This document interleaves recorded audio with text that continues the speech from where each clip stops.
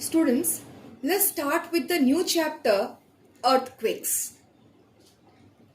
What is a earthquake? How will you define it? Earthquake is a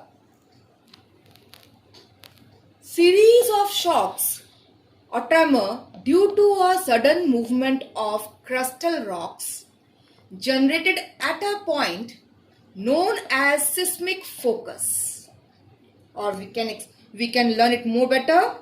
Earthquake is produced by internal forces or man-made stresses. It's a result from the sudden movement of earth crust along the lines of weakness. The seismic focus or the hypocenter, it is the point of origin of earthquake within the crustal layer or within the mantle or crust. Epicenter, the point on the earth's surface vertically above the seismic focus. The intensity of earthquake is maximum near the epicenter. The intensity keeps on decreasing, or vibration keep on decreasing as we move away far from the epicenter point. The science of earthquake is seismology. These are few terms which you will be learning in this chapter. Seismometer, the instrument, earthquake is recorded in an instrument which is called a seismometer. Seismograph, the passage of earthquake waves recorded by graph indicating both the intensity of waves and time of passage. That's a graph. Look at the diagram they have shown to you in figure 8.1 about the seismograph, how it records the earthquake waves, which helps us to know about the intensity of waves. Now, how we learn about it? How could we learn about the effects of it? Richter scale.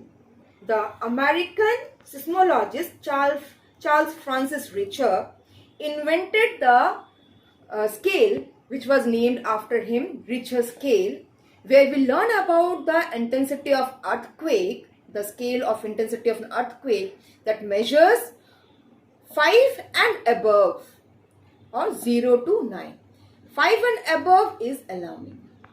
When you're learning about the Richter scale, learn the effects mainly from scale 8 onwards, which shows the destruction, or like you can read the class scale 10 and scale 11 where it shows the total destruction.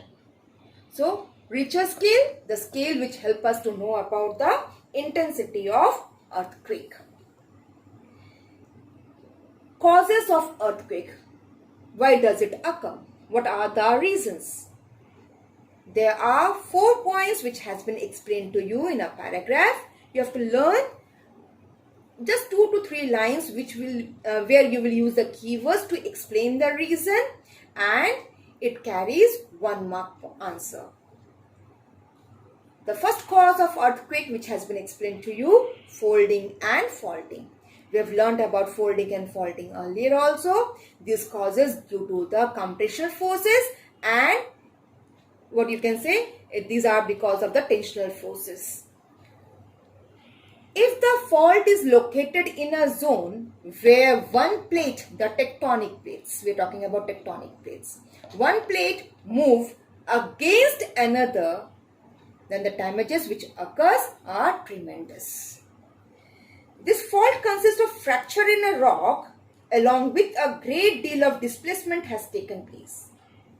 So the folding and faulting can cause more or tremendous damages in the region. Plate tectonics. This is a theory of global dynamic in which the series of separate plates in the lithosphere move or slide over each other. Now, since the oceanic floor is subjected to geological activity like the volcanic eruption, then mountain building, crustal faulting, subduction of the crust, earthquakes of varied intensity occur along the boundaries of these tectonic plates. So here we will learn about the example of Pacific Ring of Fire, which is ridden by, this Pacific Rim is ridden by active volcanoes and tectonic earthquakes. Volcanic eruption or volcanic earthquakes. These are generally usually caused by gas explosions.